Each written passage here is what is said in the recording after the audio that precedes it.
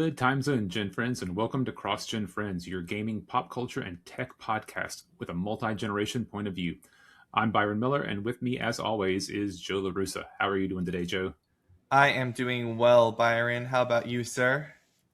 I am not looking forward to tonight and tomorrow because I'm in North Carolina and we're going to get a horrible winter storm. I'm just praying that it's going to be more sleet and less freezing rain because it could be really bad here, which is why we're recording on a Saturday instead of a Sunday because I don't know that I'll have power tomorrow. Yes, well, up here in Rochester, we are also getting that storm, but I don't think it's that big of a deal for most of people here because it's common to have winter storms. So I'm not too worried about it. But in preparation for all of that, I do have a question for you. What is your happy place this week? My happy place is I finally got a new motherboard in my computer.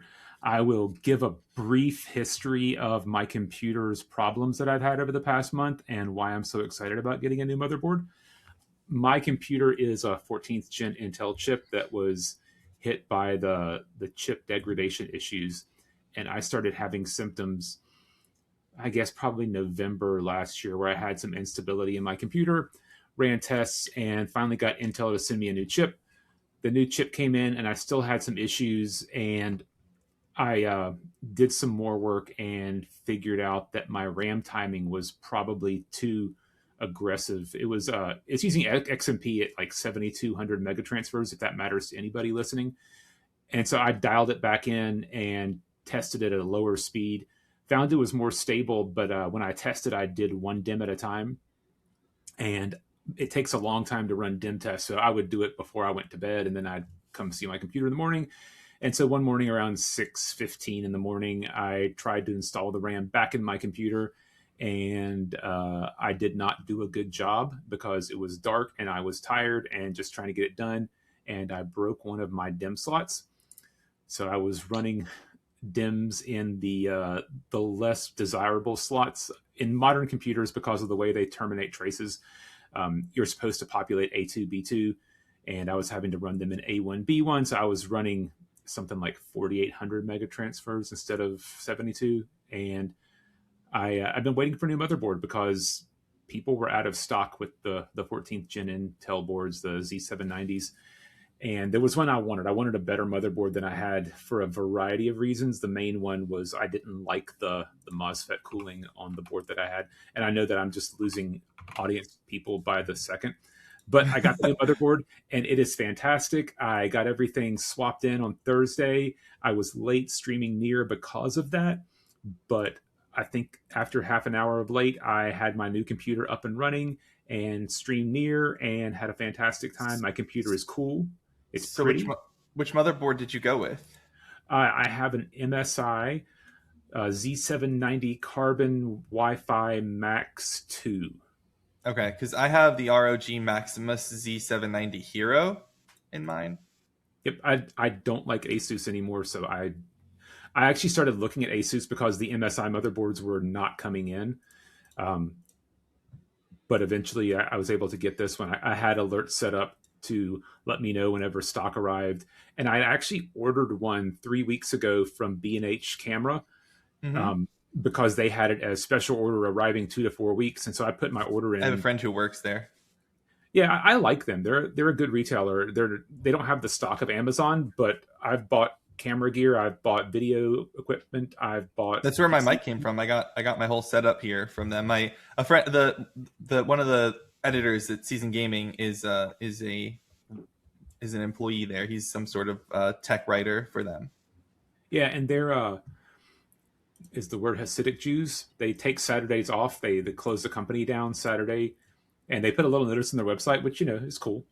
Yeah, I don't know if they're Hasidic, but they are observing Jewish. They are Jewish people that observe the Sabbath. I would not know if they're Hasidic or not off the top of my head because that is a very specific thing. Gotcha. Yeah. So as somebody who's lived in the South and has known, like, I don't know, 10 Jewish people his entire life, Yeah. I hear stories of Jewish people who won't press the elevator button on Saturday. I don't know if they're that level or not. But They would be. Yeah. If they're taking Saturday off, they are. Yeah. I know people like that. I have been walking down the street of Brooklyn and had stranger, like random Jewish men call out to me and ask me to do electric based things for them on a Saturday before. like turn their air conditioner off or turn their oven off or on, or open their refrigerator because the light switch, what they actually do is they tape the button down to hold so the light switch doesn't turn on when they open the fridge, so they can still access the fridge. It Um, feels like they're working on the technicalities. yeah, in some ways And they are, I guess, but I'll keep most of my religious thoughts to myself about that, but I have to feel like technicalities still I count. mean the specific restriction in Judaism, from the best that I understand it, is you are not supposed to create fire or power. You're not supposed to empower things like turning on an electric stove or a gas stove, or creating a fire or turning on a light switch. Anything that's already in existence, that's already running, is usable and allowed, is how I understand it. Because my landlords in Brooklyn would leave their oven running all Saturday long so that they could cook things. They would just have it on and set so they could cook things and do things they needed to. Okay. Yeah. Moving on. My Um, motherboard is great. I love my motherboard. It's not a transformative computer experience, but my memory is back running at the speed that I would like, and it is prettier. And nice. the other cool thing that I'm looking forward to, I've got to buy an internal USB header splitter because I'm using all my internal USB ports. It comes with a USB-C add-on card that gives you Nice. 40 gig USB-C ports that deliver 100 watts of power. And I don't have a use for that right now, but I might. So you want to hear what my computer is? I have my part list pulled up. You want to hear what it is because you like that Sure. stuff? Okay. I, yeah, I mean, I know what your motherboard is. I know what your video card is, so I know what you paid for it. Yeah. So I have an Intel i9 13900K, 3 gigahertz, 24 core processor. I have an Asus ROG Ryujin 2 71.6 CFM liquid CPU cooler, that's the one piece that I regret not waiting a little bit longer for, because they released the 3 like right after that, right after I bought it, but it's fine. Then I have the Maximus Z790 Hero, like I said, the ATX LGA 1700. I have uh, Corsair Vengeance 32 gigabytes, which is two 16 gigabyte DDR5 4800 CL40 memory RAM sticks. I have the Western Digital SN850X 4 terabyte solid state drive, the M.2280 PCI 4. I have my 4090, the A6 ROG Strix 4090, the overclock 4090. I have a Be Quiet Dark Base Pro Revision 2 ATX full tower case with like an orange streak, like the orange strip. I have the EVGA Supernova 1000 T2 1000 watt 80 plus titanium certified power supply.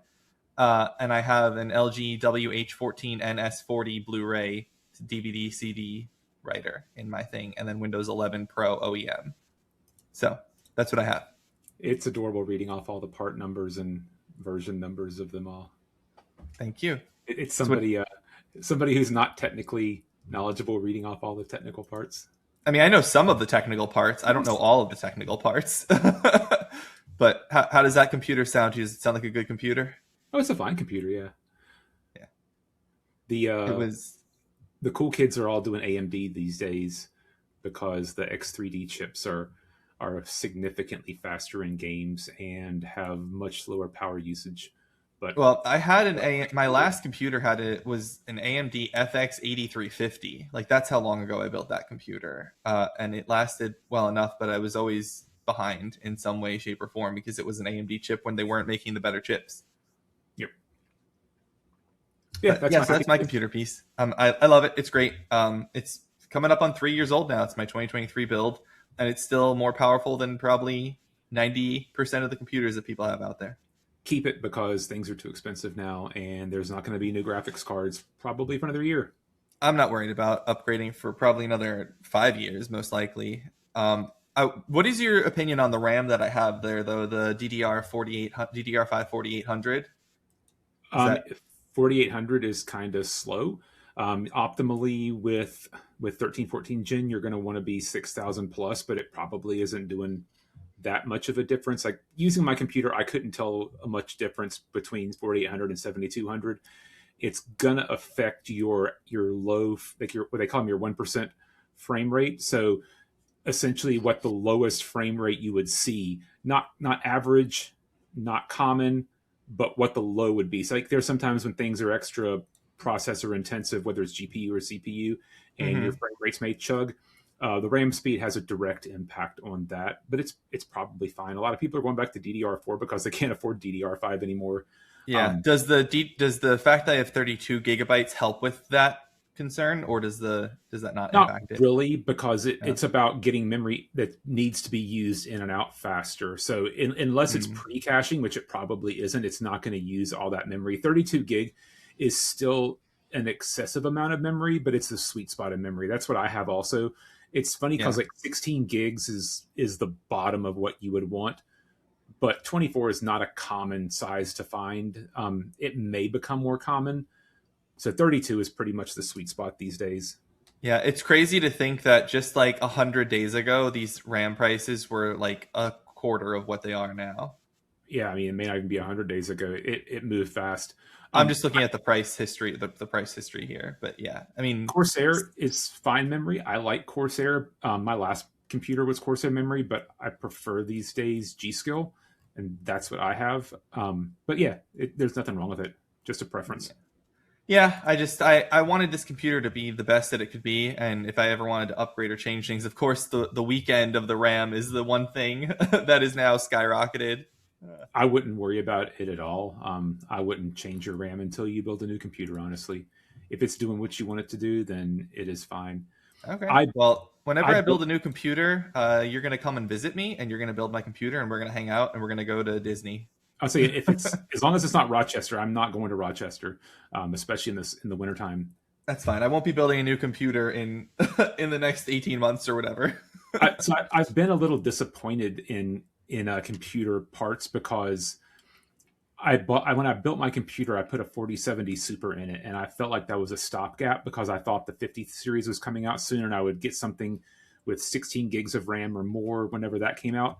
I didn't do the 4070 Ti because I really wanted the Founder Edition, the NVIDIA Hmm. branded cards, because I think they look nicer, and I think they're probably quieter. I didn't really want the excessive fan noise, and they don't make that in the 4070 Ti. And at the time, I didn't really want to go to a 4080, and I don't think I'll do a 5090 series ever. If as long Yeah. as they're $1,000, that's an excessive amount of money.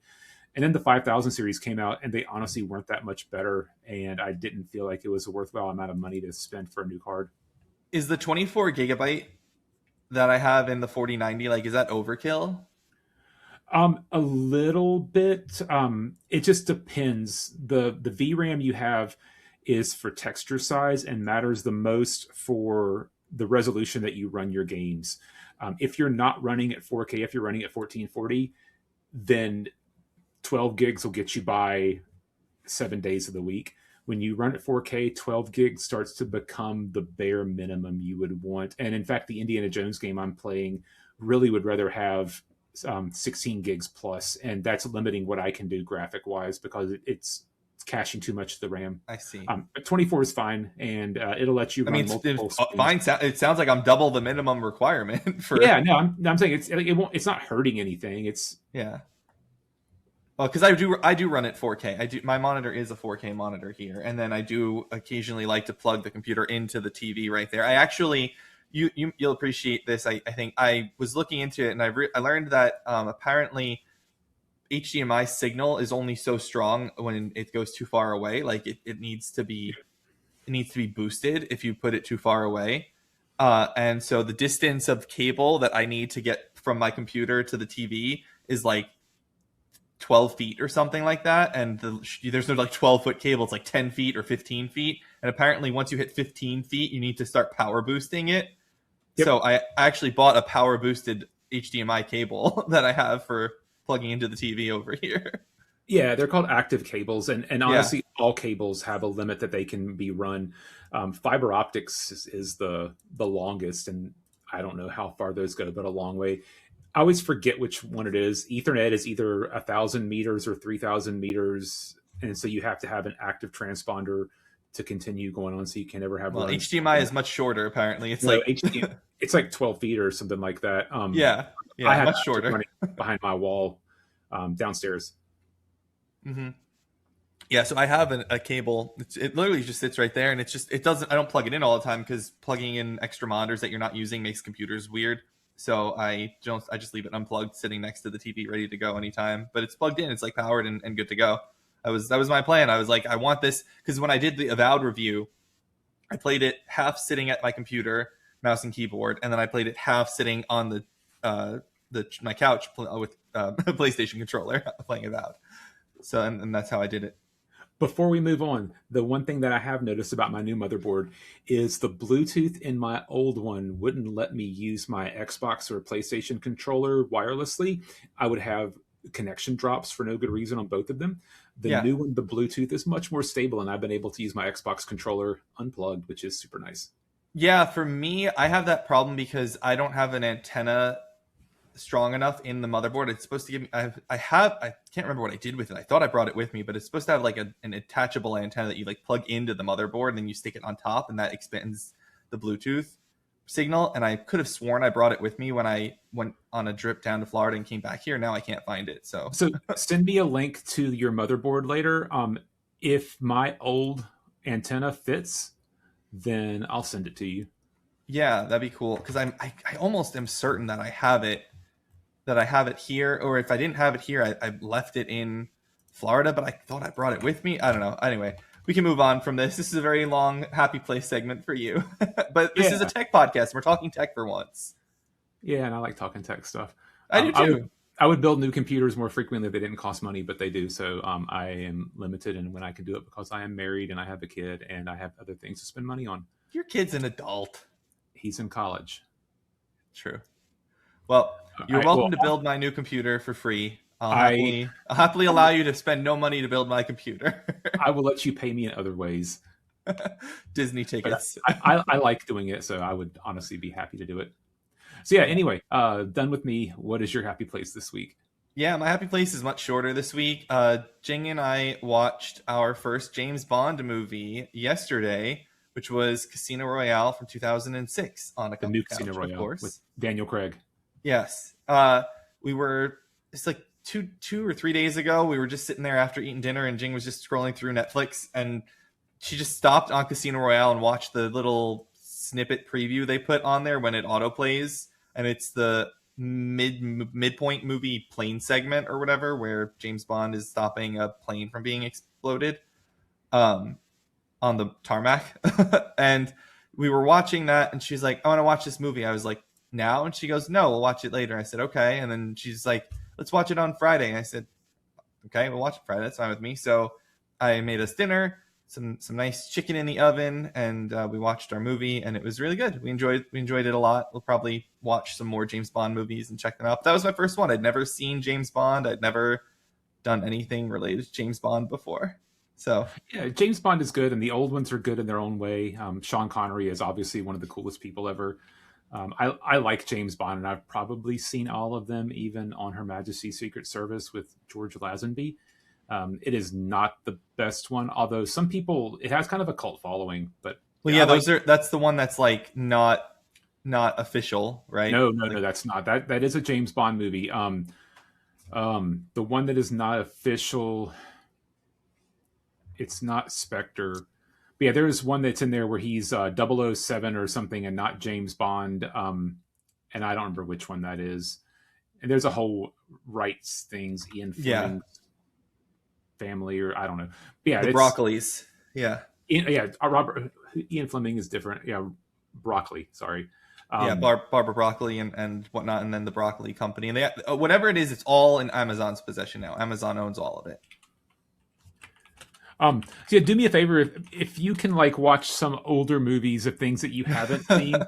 Um, Watch Indiana Jones. Watch Raiders of the Lost Ark. It is so good. The Uh, Indiana Jones is the coolest movie character ever made. He just is. And yeah, and then talk about it whenever you finally see that because it is we'll a see. crime. It is a crime to have not seen Indiana Jones. We'll see. We'll see. But speaking of Bond, are you interested in the Bond game coming out in May? Not now. But like, have Um, you seen it at all? Like, does it interest you the concept of it? Have you watched anything on it? nope. Um, Yeah, I don't. We'll talk about it more in the next segment, but I don't typically go looking for preview videos. If they happen to come my way, then I will. Otherwise, I'll wait till they come closer. I hear about a game, I'll look for reviews on it when they come out and decide if it's something I'm interested in. I just refuse to get worked up over most games these days. If it's a Final Fantasy game or a Grand Theft Auto game, then yeah, I'll be eagerly awaiting it. But Yeah, we'll I talk. mean, I've been burned so many times by games, I just try to hold back.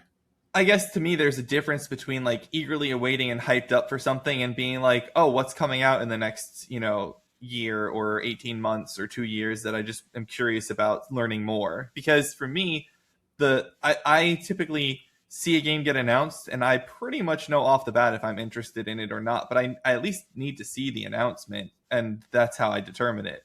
So seeing James Bond be announced, I'm like, oh, I don't really care about James Bond. I don't really care about that game, and then it's just I write it off. But I do watch the trailers and the showcases and all these things, which we'll get into in the news story in a minute. And I watch those things even if I'm not interested in them, just because I enjoy seeing games be talked about and seeing the process go and being a part of that conversation, even if I am personally not going to get crazy excited for it. I mean, for example, last year my favorite game in I guess the past couple years was X33, and I didn't know anything about it other than people were talking about it's supposed to be great, and I kind of rolled my eyes at it and said, I don't care, I can't be as great as people were saying.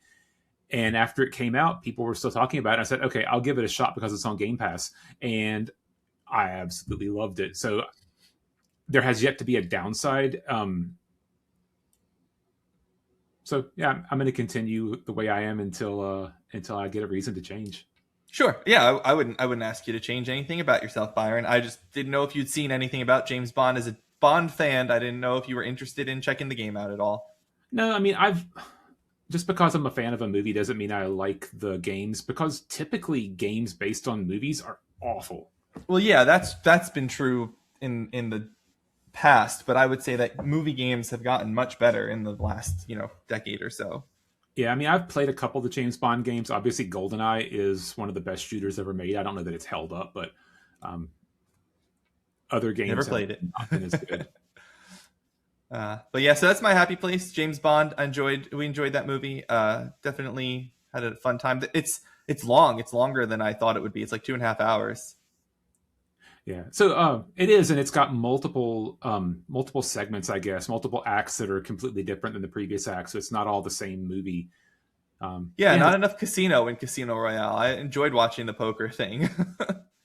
it does have I forgot the chair and rope scene, which no, thank you. It does.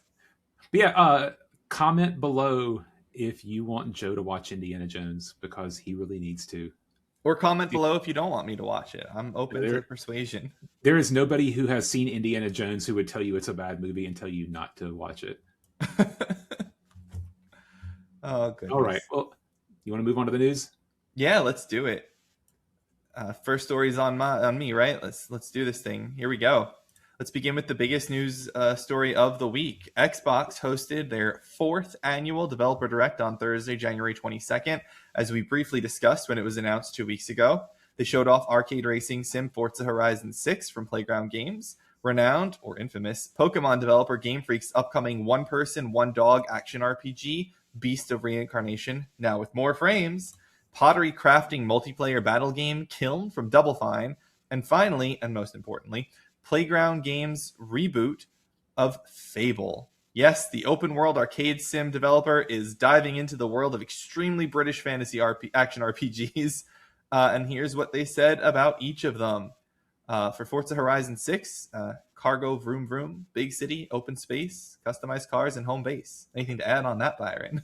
Yeah, I'll play Forza. It's part of Xbox Game Pass, so I will most likely play it. I like car games. All of these are part of Game Pass, by the way. Yeah, because they're all Microsoft games. But I Well, the probably Pokemon would developer not one play. isn't. But I probably would not play Forza if I had to pay extra for it.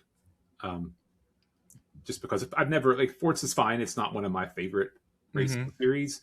Mhm. But yeah, I like racing games, so I'll give it a shot. Yeah, I will not. I have no interest in it whatsoever, as evidenced by my very brief summary of the game. Next up, Kiln. Kiln, make pot, pot go crash crash, make new pot, repeat. Anything to add? Nope. This one interests me. I actually did watch, not at 1X, but I did watch, and I didn't see anything in Kiln that was interesting to me. But I've been proven wrong before, so I guess. All right, now Beast of Reincarnation. Okay, this one actually looks interesting, so we'll really talk about it. Beast of Reincarnation is set in post-apocalyptic Japan exactly 2,000 years in the future after a blight has ravaged the world and corrupted everything. You play as Emma, a woman who's able to absorb the blight into herself, along with Ku, her canine companion, to whom you issue commands during battle. The game is built around growing their synergy and strength.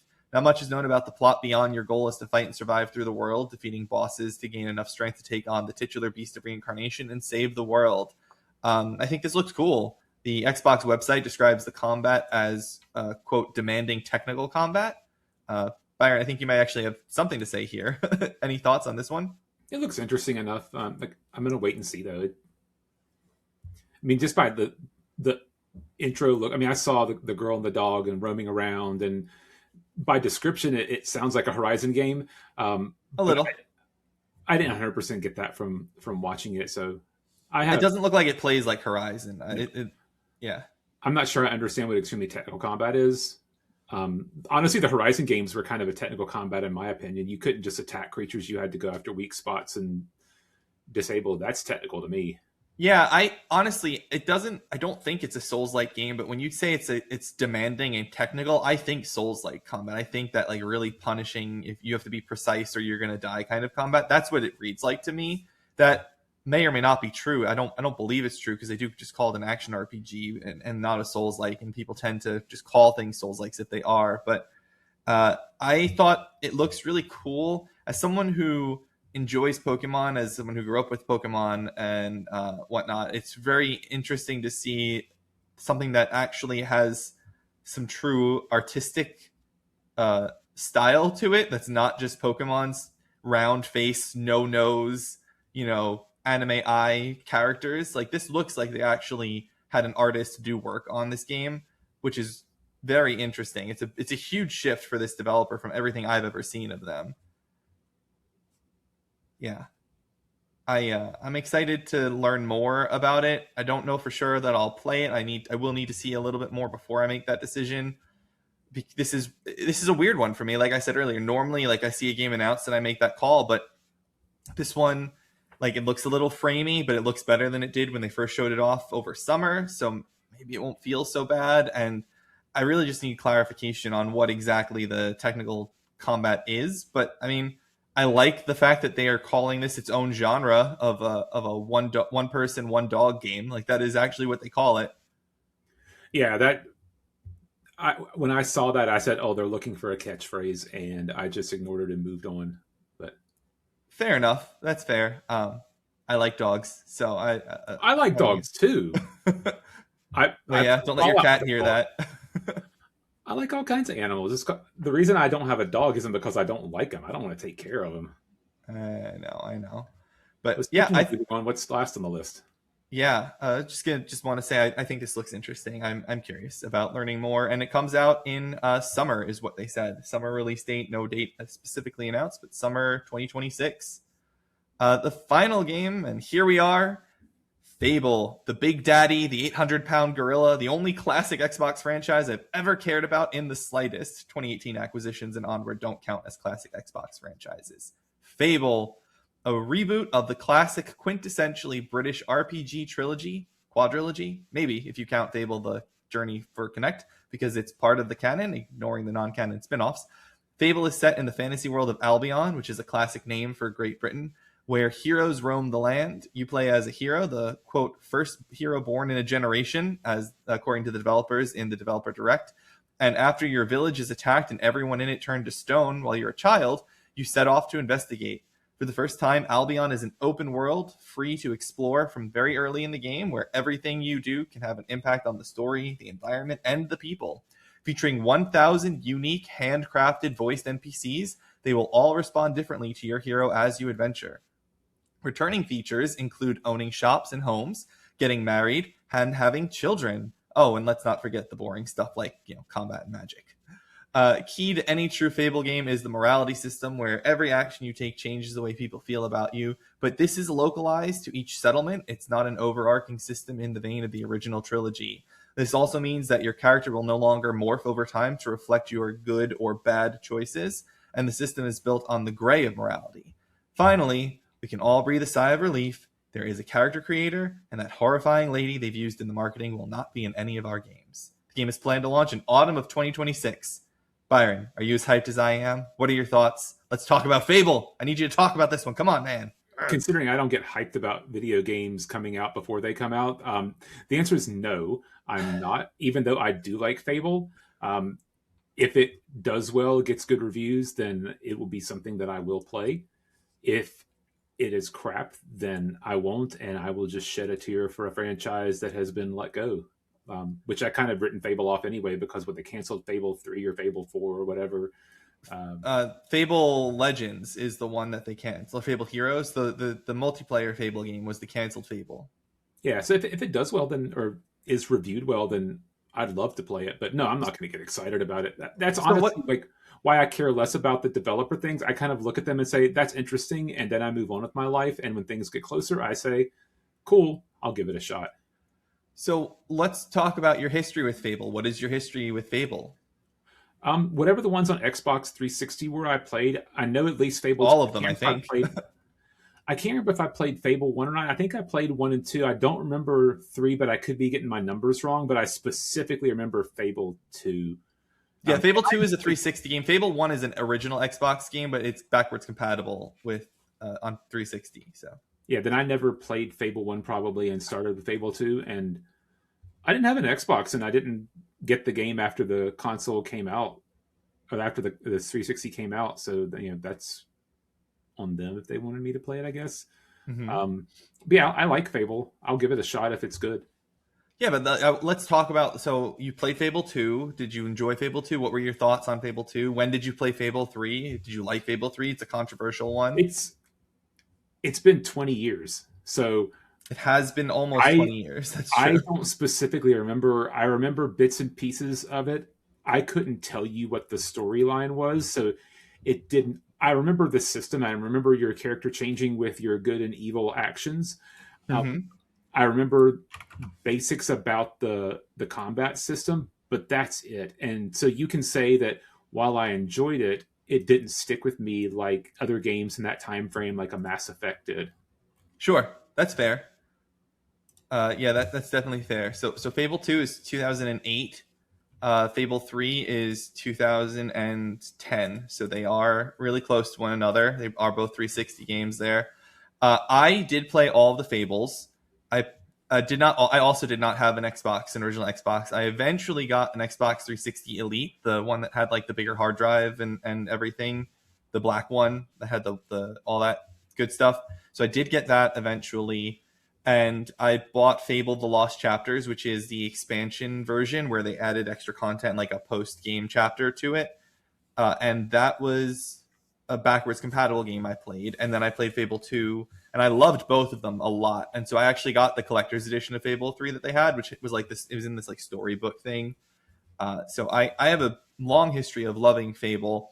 I own Fable The Journey, the Kinect game that exists, and I have never played it because I was told, or I read somewhere, that it would import your save file from Fable 3, and I didn't have a perfect ending in Fable 3, and I wanted to have a perfect ending in Fable The Journey to base it off of, and so I just never played it, even though I own it and I had to connect and everything.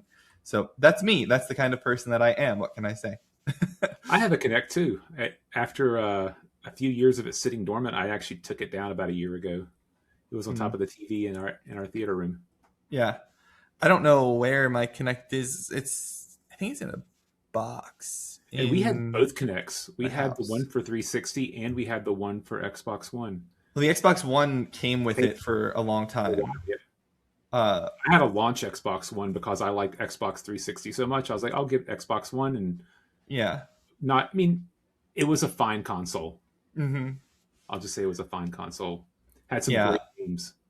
Yeah, I never got to play Rise Son of Rome because that was an Xbox One exclusive game. I thought that would be fun to try someday. But I did not have an Xbox One. I only had the 360, and I did end up buying a Kinect for it. And because I liked the idea of it, and I still like the idea of having the voice commands and being able to chat and tell the console to do things, like Xbox open Netflix or whatever. And I use that pretty heavily. Xbox Volume Up. We use that all the time. My kid was little whenever it came out, and he loved it. Yeah, it's cool. That was a really cool aspect of that machine there. I remember playing Mass Effect 3 on it and saying Liara, pulse grenade, or biotic grenade, whatever it is, like giving those commands. Like, that was fun. I like that interaction. And for me, Fable is an important series because I like the concept of it. And honestly, Peter Molyneux, the original head of Lionhead, the original developer of Fable. Black and White? Yeah, Black and White, yeah. I love that game. He always had this way of being a pitchman and selling things, and I still have remnants of that hope of what this game could have been, what these games could have been. And it really sounds like they're trying to make some of that a reality here now that we are more technologically along. I mean, 1,000 unique handcrafted NPCs that all have different opinions of you is really cool. To me, that is a really, really cool thing. If it plays out the way they claim it will. Mm-hmm. Exactly. That's exactly right. It's always if it plays out the way that they say it will. And as the open world fan that I am, I'm glad to hear that this is open world, because all the other Fables were like zones. You go to the zone. It was an open zone, kind of small, and then you explore and do your things there, and then you go to another. This is real. I am glad that this is a full world. You get to explore. One of the things that they said is that things that you do are going to stick around the whole game. So there's a giant, and if you kill the giant in the game, his body's just going to lay there the rest of the game. That's just a cool thing. I like that. I like that sort of, I don't know, what's the word? Resonance. Yeah, exactly. So and that's Fables and my history with Fable. I'm really excited for it. Now, I know you say you're not. I want to make it clear. I don't just stay excited for games. I see the game, I get excited for it when I watch it, and then it goes away and I come back to it the next time I see it. I'm not sitting around thinking about games, longingly that aren't anywhere near coming out. Just, there are people that do that. I doubt that. I think that you think about them whenever you're going to bed. I don't. Only 10 more sleeps until... I mean, when a game is that close, yes. If a game is that close, I will think of it that way. But not when it's autumn of 2026. That would not make any sense. Comment below if you don't believe him. That's very rude. That's it for the developer direct here. Byron, what's your next story going on here, please? In a less fun story, Ubisoft closed multiple studios and canceled multiple products during a reorganization of the company this week. The reorganization splits the company into 5 creative houses that each focus on a specific genre.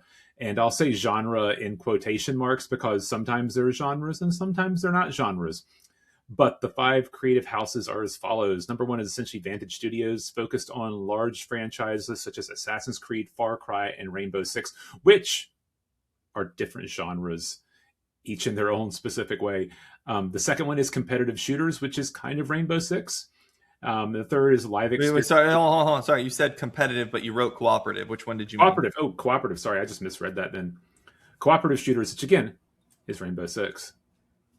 It's competitive and it's cooperative because it's squad-based. Third one is live experiences such as The Crew, For Honor, and Skull and Bones. I like The Crew, so we'll see, but I'm not typically super big into live experiences. Fourth, immersive fantasy worlds such as Anno, Might and Magic, and Rayman. I haven't seen Rayman in a long time. I played the original on the Atari Jaguar and absolutely loved it. And 5, casual and family-friendly games such as Just Dance and Idle Miner Tycoon. Shuttered Studios include their Halifax studio and their Stockholm studios. Games canceled include a remake of Prince of Persia: The Sands of Time and possibly Assassin's Creed Black Flag. The second one I don't think has been confirmed yet. No, I don't think that's canceled. No one has said anything about Black Flag being among the canceled games. I think that's one of the delayed ones. it would make zero sense for them to cancel Black Flag because Assassin's Creed is their flagship franchise, and they, for better or worse, they know how to make an Assassin's Creed game. There's no reason that that would end up being one of the canceled ones. I can't imagine it, at least. Maybe But they're it's putting on. presumably one of the ones that got delayed, which is unfortunate because it is on my fantasy team for one of the things as the unannounced game. It's only one game; it's not that big of a deal. If if I get the 0 on it, it's not so big. But again, a delay meaning it was the rumor of it was coming out in April. So if it's delayed and they push it to like fall, and this is their fall game instead, I could see that happening. So yeah. I hope it comes out first week of January. So mean. So mean. What did I ever do to you? How dare you? Yeah, we'll see. The optimist in me says one of their closures led to X33. So hopefully some of the brain talent that was in these studios will find it on themselves to make a new, smaller studio and do something they've been passionate about. Well, I mean, considering the best part of X33 came from a random guy on SoundCloud, I don't know if that has anything to do with it. That's just hate speech. Yeah, this is sad. It's sad to hear all of these things. I've always enjoyed Ubisoft's games. I think that Ubisoft is unjustly maligned by the gaming media and press and even the gaming audience itself. I think that there is something comfortable about Ubisoft's open world formula.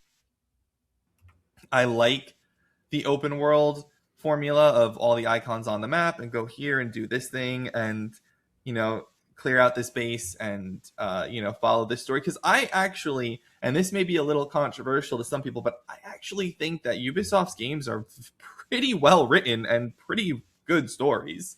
They're not the best written games in the world, but the actual storyline of Assassin's Creed and all of the overarching stories and even the individual stories, they're fun. I always enjoy those. There's never a time where I'm not enjoying playing an Assassin's Creed game, even ones that have major problems like Valhalla and Shadows. I still think that they are well worth playing. I am less passionate about places whenever they become mega conglomerates. And that's across the board. I would rather focus my time cheering on somebody like a CD Projekt Red or a Rockstar, which is on the upper end of that. But honestly, whenever studios are more concerned with shareholder reactions than they are about the passion of making games, these are the kinds of things that come from it. And pushing for changes that don't need to be made in games because you think they're going to bump a stock price or get a bigger audience that you weren't targeting to begin with. Yeah, it really comes down to what is the cause of the struggles that Ubisoft has. And some people would argue they're just too big. They didn't need to be 10,000 people. They didn't need studios all over the world. Maybe that's true. I don't know. I really don't know what to say about this, because I think that there is still creativity in Ubisoft games, even if they have a formula to them. I still think there is creative spirit. I still think that they look very pretty and that they have good art design and good characters. And there's not as much corporateness to it as you would think for a studio or a publisher of their size. But at the same time, you're right. They are doing things to cater to their shareholders. I mean, the Skull and Bones is their attempt at a live service, and their need to make these games as large as possible and stuff all the microtransactions into things like Assassin's Creed, like that sort of stuff. I don't like that kind of thing either, but I still think that they make good games, and it makes me sad to see this sort of thing happen. Yeah, I mean, I'm always sad anytime anybody loses a job or studios get closed or games people love get canceled. Yeah. Well, let's move on to the next thing that ties into this. Yeah, to add on to Byron's news story quickly, the former Assassin's Creed franchise boss, Marc-Alexis Cote, is suing Ubisoft for constructive dismissal from the company after, in his opinion, they offered him roles that would equate to a demotion and forced his hand to depart the company. A voluntary departure would relieve Ubisoft of their obligations to pay severance, which is what Mr. Cote is suing for, in addition to moral damages for reputation damage. And keeping his non-compete clause in effect from his contract if he had been chosen to leave voluntarily. So Video Games Chronicle has a story on this. You, feel free to look that up and read some more. He's suing for 1.3 million euros. Yeah, this is sad because he's led the franchise for a while. He's a 20-year veteran of Assassin's Creed. I personally would posit that he was not necessarily the best leader of Assassin's Creed because all that came out in that time was a bunch of Valhalla DLC, Mirage, and Shadows. So I don't know. I'm not sure who was leading it when the best games like Odyssey and Origins came out.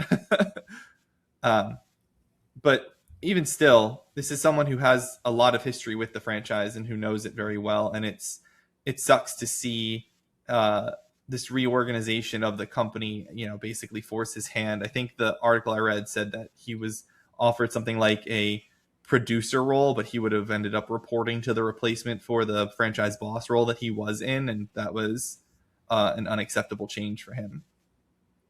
So, any thoughts on this piece, Byron? I mean, you've worked in corporate world for a long time. I know enough about employment law that I knew that this was not an American story whenever I saw the headline for it, because this kind of stuff, unless you have a contract in America, would not fly.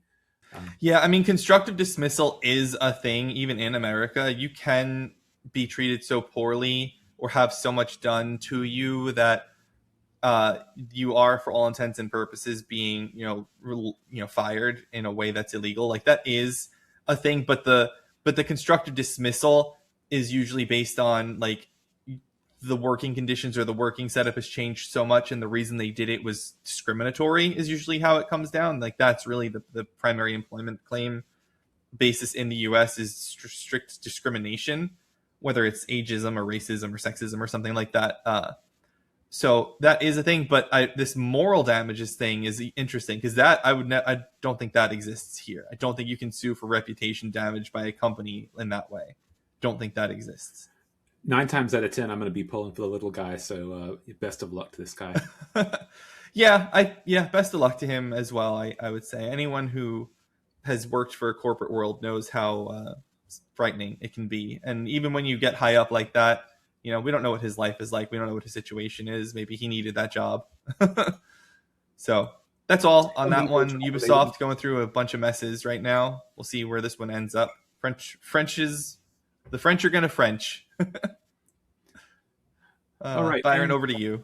Yeah, the last one I have is, and just because we've talked about it, because I don't love always talking about rumors, but we talked about the possibility of a shadow drop of Fallout 3 being redone. Jez Corden says Bethesda is not going to be shadow dropping remakes of Fallout 3 or New Vegas like they did with Oblivion, but promises the games are still on the way. So again, they're remakes. If they're shadow dropped or just dropped, I will maybe play them because they likely will be part of Game Pass, but I'm not like super excited about it because I did play through both of them and I enjoyed them, but I would rather have a New Vegas 2. I would rather have a Fallout where we're going to be 5 coming up soon. Mm-hmm. Not soon, but yes. Soon as in hopefully before I die. I think the opportune time to do it would have been to drop one of them right as the new season started on Amazon.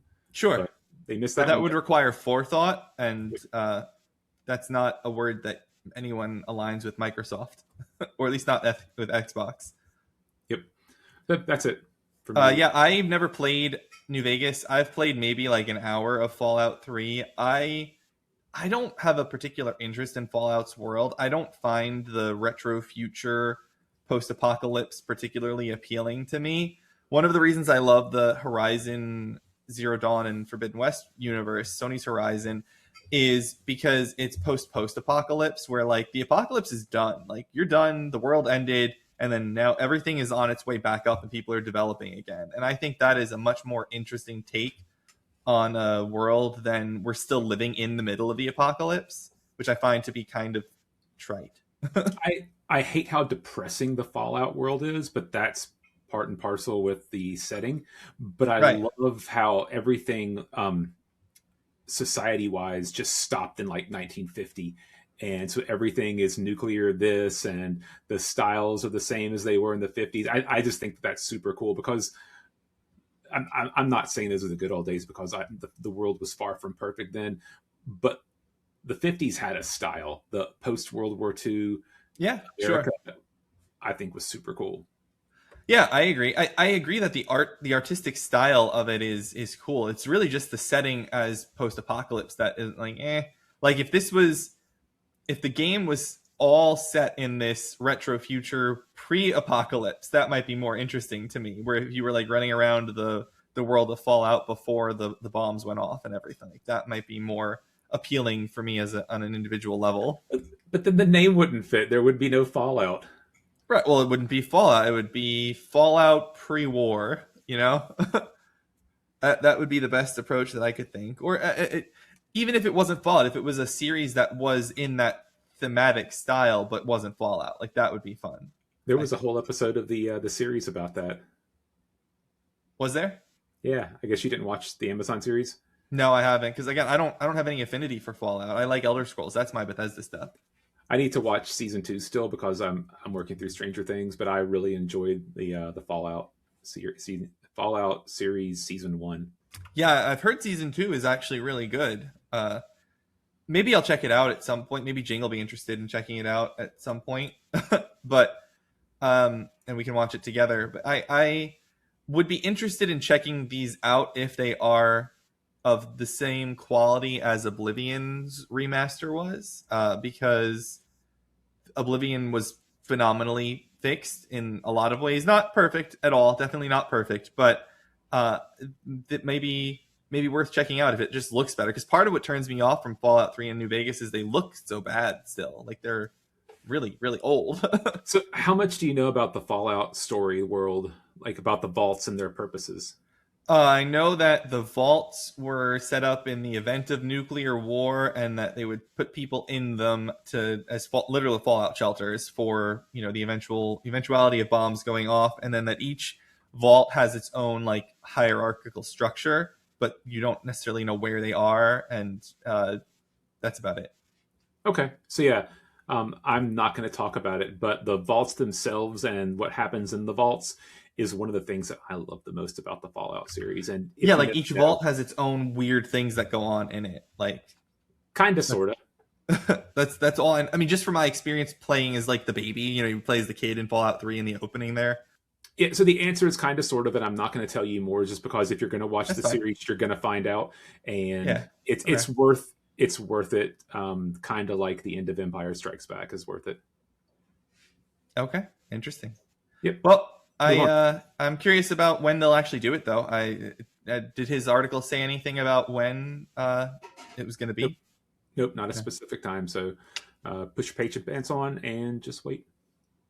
Yeah, I mean, it is not a big wait for me. It's just like, okay, I'll wait. Now, when the Oblivion remake was rumored, I was jumping out of my skin. Yeah, I started Oblivion, and I said, you know what? I've played this game before. There's other things that I want to do right now, because X33 was about the same time, if I remember right. It was 2 days later. I did the same thing in that I didn't play Oblivion right away, because I was like, I started it, I saw it, I was like, this is fantastic. I will get to this later this year, and I did, and I dedicated a whole month to playing it. But I was just the excitement of waiting for it to be revealed and seeing what they did with it, because we didn't know what it looked like, how much work they had done. We didn't know anything about it. It was just all these rumors, and I was jumping out of my skin. I was so excited, and it was funny to me because I was in Florida at this time. This was in April, which is like my Florida visit month, and so I'm just like every day waiting for more news, and Jing back there was like not with me. She was doing her her own thing in Rochester, or visiting her parents in Florida. So I'm like by myself, just like shaking from excitement, because I love Oblivion so much, and they did not disappoint, is what I will say. All right. Well, speaking of things that Joe loves and gets excited about, take the last news story so we can get out of here and talk about something more fun. Yes, more fun. Hey. We've had some good fun. So I will reiterate, news is news. Anybody can read the news. I would like to get to things that we can talk about more personally, that aren't just involved with reading the news or watching a video. I agree with you, but part of what's making this particular news segment so fun is that we're talking about how the news has impacted, like what our personal experience is with the news. Talking all about our history with Fable, like talking about Fable right now is so cool. I didn't know anything about your history with Fable. And that's Yeah. fun. I love that. I love learning about this stuff and having these conversations with you, buddy. This is But great. I enjoy it too, but we'll get to more interesting things. Fine. All right. Because Byron wouldn't let me talk about it last week because it was being revealed this past 3 week. weeks in a row. Yes. We'll quickly talk about the fact that we have a new Life is Strange game confirmed. Life is Strange Reunion features the return of Max Caulfield, the protagonist from the first game and the most recent game, Double Exposure. Also returning is Max's best friend / love interest, Chloe. How is she back? Well, you'll need to play the game to find out. I am so excited. I already pre-ordered the fancy collector's box and paid Square Enix's extortionate shipping fee because it's exclusive to their store. Despite it not coming with the game, because I play these on PC and I'll just get it on Steam, it looks great. Any opinions at all here, Byron? Do you think you'll grind out Life is Strange Before the Storm, and Life is Strange Double Exposure before the game is out in March? I'm not sure if 2 or True Colors will be relevant, but 2 is bad and True Colors is very good. But they're very tangentially connected. The answer is definitely not. If I get through Life is Strange 1 before it comes out and decide I want to play this when it comes out, we'll be lucky. I have nothing against the game. I've heard it's fantastic, and I would probably enjoy playing it at some point in time, and I probably should. It's just on the list. For what it's worth, it is a short game. Like, they're all really short. The first one is the longest for me because you can rewind time, and I like to see everything. So it is a short game if you're not going to do that. If you're not going to like see every option and make sure that you make it as perfect as possible, you can probably get through it in like 15 hours or 10 hours. Like, they're not long. They're 5 chapters, a couple hours each. That's it. It's really not bad. So if you were interested in trying Life is Strange before this game comes out, you could knock that out in like a weekend. Like your wife goes to visit your kid weekend by yourself. Like, that would be easy to do. Yeah. I'm excited. Can't wait. I can't believe they charge you it's like $15 or $16 to ship the box. Do you know why they charge that? Why? Because people will pay it. What are you going to do? I want my box. That's why they charge it. I want my thing. And then the annoying part is I'm paying that extra money and I don't even get the game. So then I have to buy the game on top of it. It was like $80 for this thing with shipping because it was like $60 or maybe it was $60 with shipping. It was $40, something like that. And then I'll have to buy the game on top of it, which again, well worth it because I do love these games and I want to show my support for it. So, but yeah, I think that'll do it for the news. Byron, anything else you want to say on the news before we move on to the fun topics? The fun topic, yeah. I agree. Fun topics. Let's move to what we're playing. All right. What are you playing, Byron?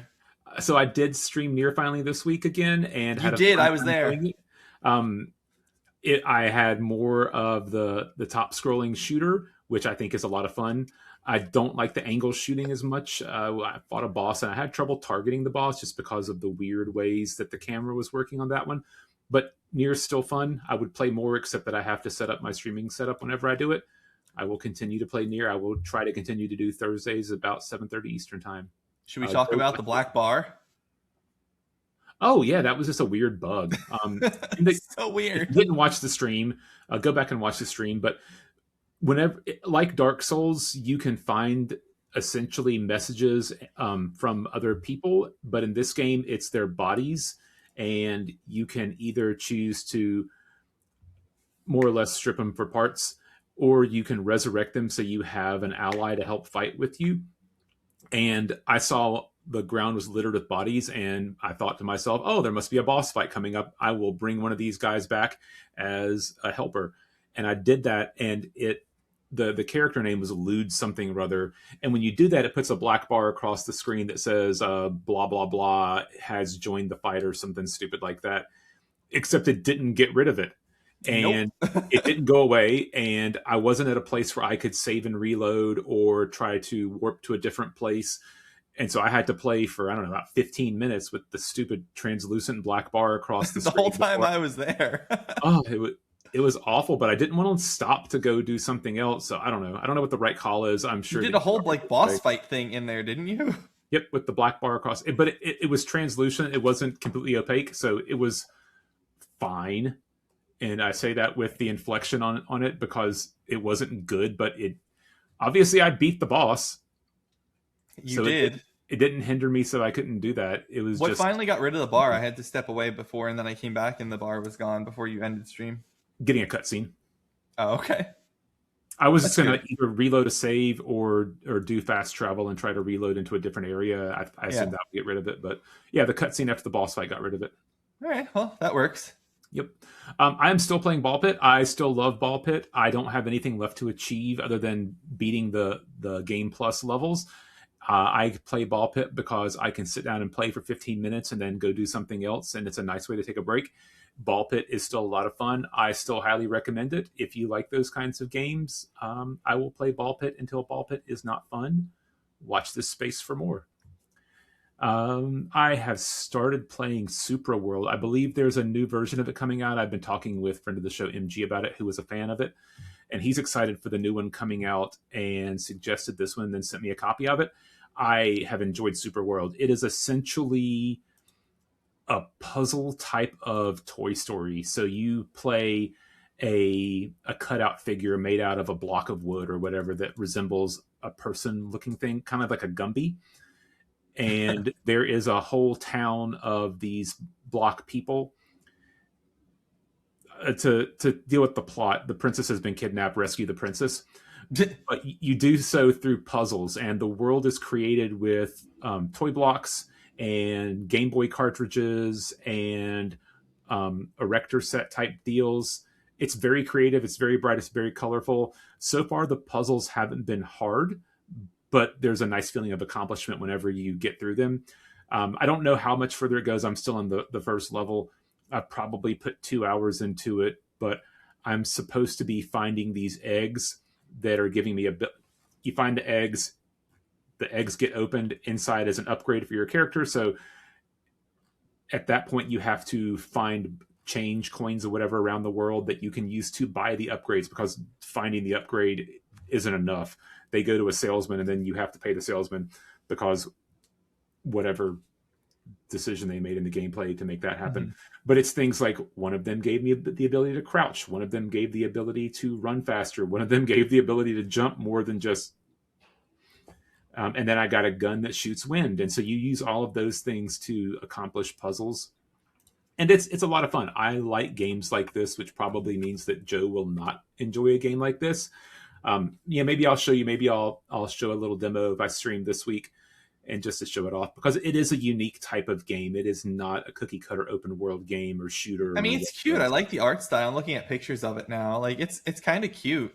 Yeah, I like it. MG, that my friend, he was like, I love the character creation. It's just so unique. And yeah, I have a character who has a pirate hat on, which I thought was kind of cool, and I enjoyed that. And then you can make your little block person muscular or fat or whatever you want to. Which Yeah. yeah, it's neat. It's not a child's game, but it looks like it could be a child's game. The Why kids, is it not a child's game?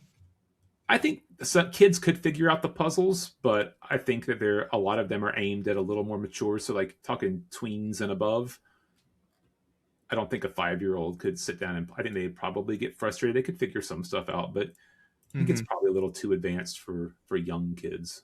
Okay, fair enough. Yeah, But it's fun. You're enjoying it. yeah, I am enjoying it. How long is it? I don't know. Oh, okay. I haven't looked. Fair enough. I I don't usually look either. I just was curious if you had any idea, because it yeah, I don't.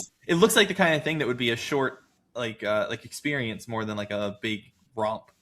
I would agree with that assessment, but again, I don't know. I typically only look at games to see how long they're going to be. If it's like a role playing game, and I'm wondering, is this going to be like a 100-hour plus game, or is this going to be like a 50-hour game? Right. So I'm going to get my money's worth out of it. How much was it? I don't know. It was gifted to me. I think it's on sale right now because there's a new one coming out. Super World 2? Sure, let's go with that. I didn't look at the new game. I was excited to play the original. It is not on sale on Steam at the moment. It's $30. It might have been on sale if it was sent to me, and then again, it might have just been sent full price. But I'm very appreciative that it was sent to me, and I think it's cool whenever people are excited enough about a game that they want to share it. and do something There's with a, that. I don't know if you, I mean, this is the new game. This, if you're playing Super World, this came out in August, so this is Oh, pretty new. okay, then there's not a new game. I don't. I'd have to go back and look at my chat history to realize what the impotence was, but yeah, I like it. I appreciate the gift, and I very much enjoyed playing it.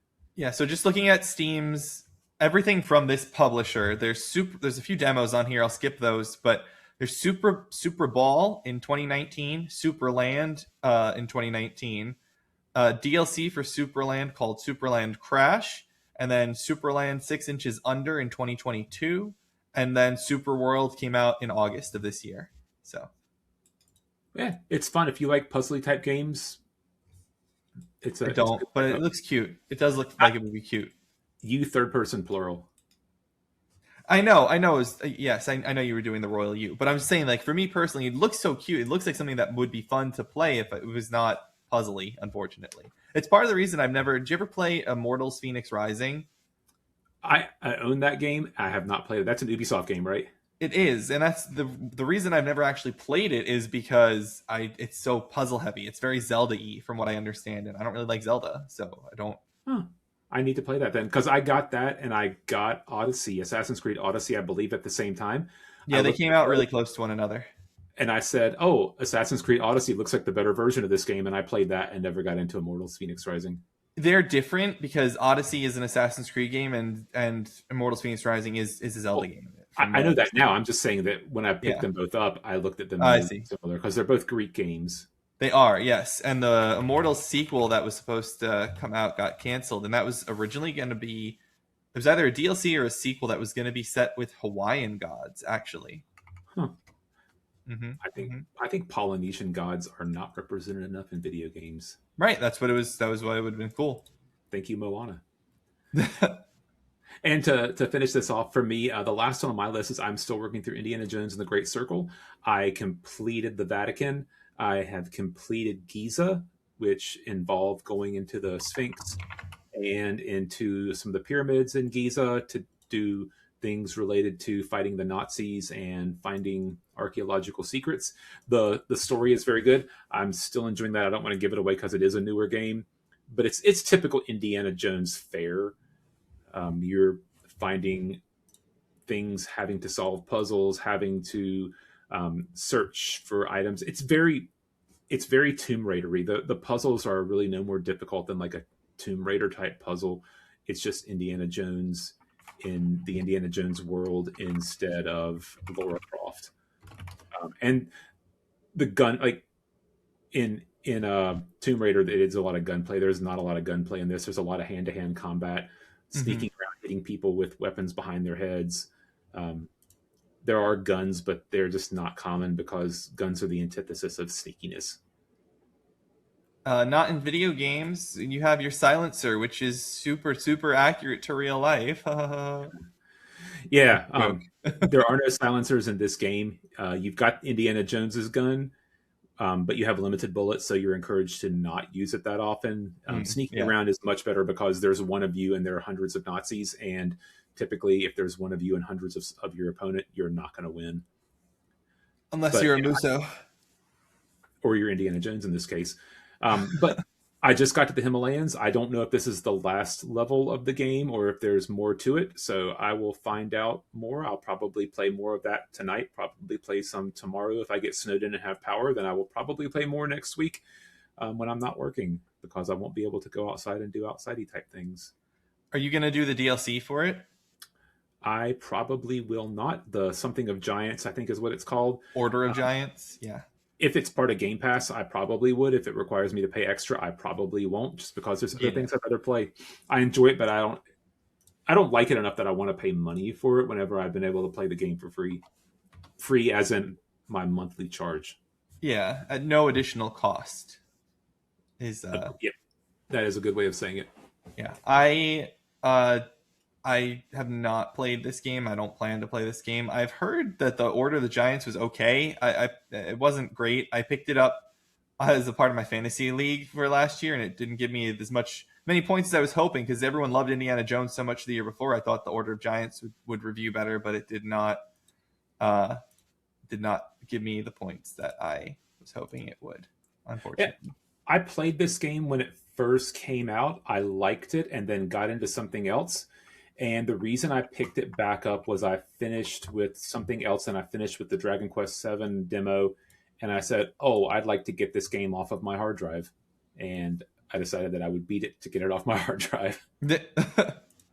I'm not out of space, but like I'm close enough that I'm like, I need to start getting through stuff and stop adding stuff. hmm Yeah, my hard drive is interesting because I have a couple of them in here. My main drive is only has 1.28 terabytes left out of my 4. So, and then I've got a backup SSD that's a slower SSD that's got 220 gigs. So I got some space left on here, but not as much as I would like. And obviously we're running into parts price issues with everything. So, Yeah, I have actually a regular old hard drive as a storage device where I keep like videos and mhm. games that don't require speed. So like a lot of the older games stay on there just as kind of a game dump. And my intention was to replace it with an not an SSD, but an NVMe. And it's too expensive right now to even think about it. Yeah, I have one of those as well. That's actually a 2 terabyte that was in my old computer. And my SSD, the other SSD I have is is a SATA SSD. It's not an NVMe, and then I have the main one that is the NVMe. But my HDD is full. It's a 2 terabyte. It's got like 10 gigabytes left. I have an 8 terabyte an 8 terabyte hard drive for my PlayStation that I move all of my completed games over into. Though that's where all of my finished games get stored. Can't play any of the PS5 games from it, but it's just nice to have them there. It's completely unnecessary because I can just download everything again, but I still like to have them.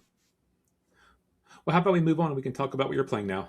Yeah, let's do it. So I have continued and finished my Kingdom Come Deliverance 2 DLC journey. I believe last week I had just finished Brushes with Death, the first one, and I was getting ready to start the DLC Legacy of the Forge. Does that sound familiar?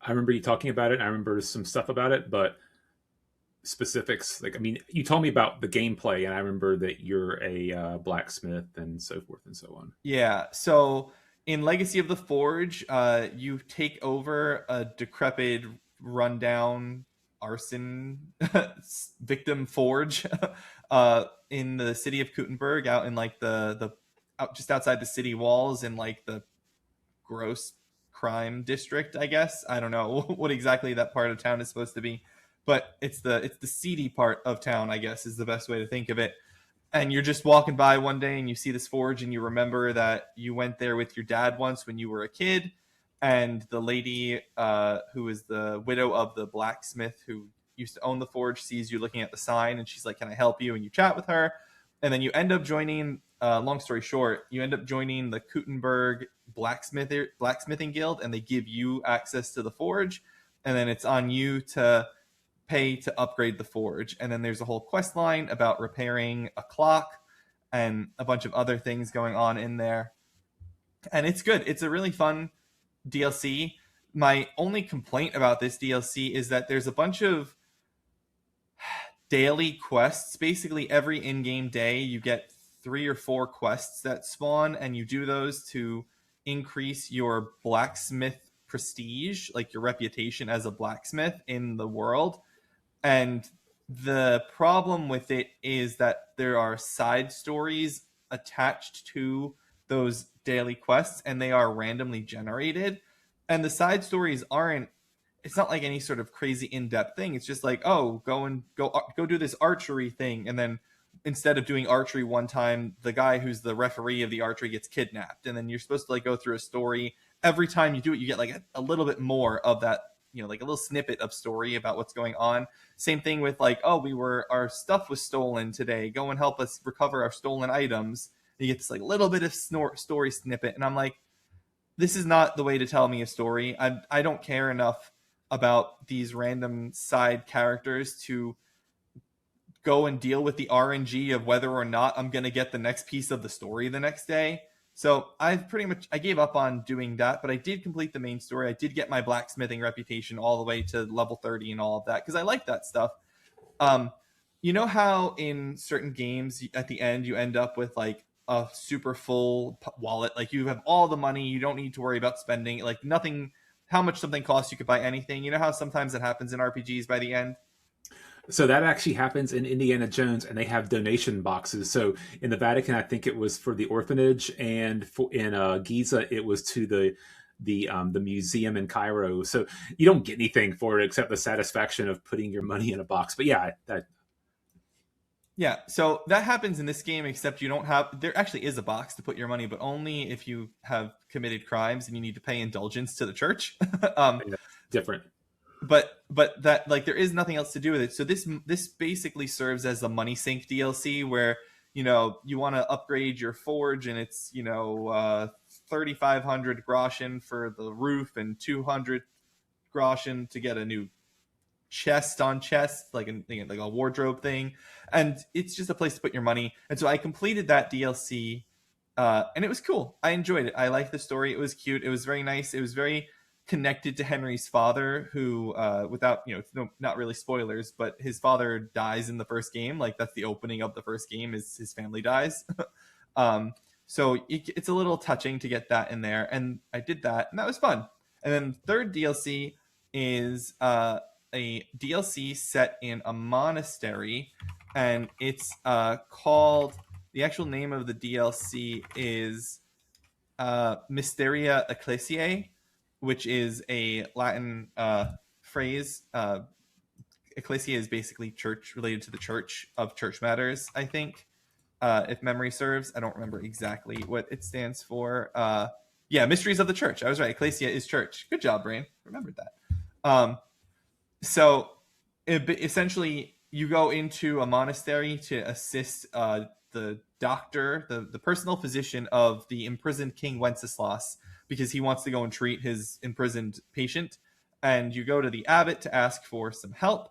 And it turns out that there is a disease loose in the monastery, and you get trapped in the monastery until you solve the mystery of what's going on. And that was good. It was not as good as I would have liked, primarily because there's a large portion of it where you are forced to sneak around instead of being spotted by any of the guards. You can get spotted by regular people, but if the guards see you, they're supposed to kick you back to the place that you're supposed to be stuck. And that makes it more annoying because it's not, the stealth in this game is really good, but this particular system is like, the way it's implemented in here, like I'm just running around. Like it's mostly just running around, talking to people, run around, talk to people, sneak around. There's not a lot of combat. There's not a lot of doing anything other than just like investigating.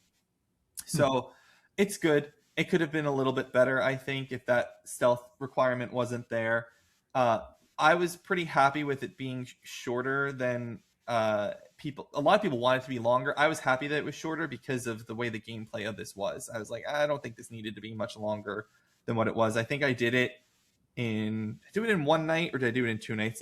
I did it pretty quickly. It didn't take me that long to get through, but I enjoyed the actual story. Like it was a good mystery. That part was fun. And the funny part about it is I was like, there's no way that this guy is like the good guy, right? And I was like, okay, no. And when he was the bad guy, like you could kind of tell who the bad guy was just based on common sense. It wasn't even like they foreshadowed it. It was just like, doesn't make any sense that this guy is a good guy right now. And then he's not. It turns out he's not. He's the bad guy. You're like, all right, cool. So yeah, that was the KCD2 DLC. Any questions about that stuff? Anything you want to know more about it? Yeah, I'll probably play KCDC2 at some point in time. Probably not the DLC though. If you buy the Royal Edition, just comes with it all. So yeah, sometime if it comes on a Steam sale, I'll probably grab it. it's been like 50% off with the DLC included, I think, recently, or maybe it's like 40% off with the DLC. It's been on good sales already. So I'll put it on my wish list so I get notified. Yeah, definitely worth it. And then the other thing that I have been playing, and I'm curious if you have any questions or if you know anything about this game, Byron, is Stray Gods, the role-playing musical. I've never heard of it, so I have no questions yet until you tell me about it. All right. Stray Gods, the role-playing musical, is quite literally a role-playing game musical. It is exactly what it says. This game is role-playing game where you play as a character named Grace, and she is a just like a person in a band. Like she is just a person in a band, and something happens, and she ends up uh, becoming a god. But she is not. They're not called gods anymore in this universe. In this universe, the ancient Greek gods have become. They call themselves idols instead, and they just kind of live their normal lives in the world, but hidden from the society, from like real society, from regular society. So And American Gods, huh? American Gods, the book and the TV series. I've never seen it. I don't know.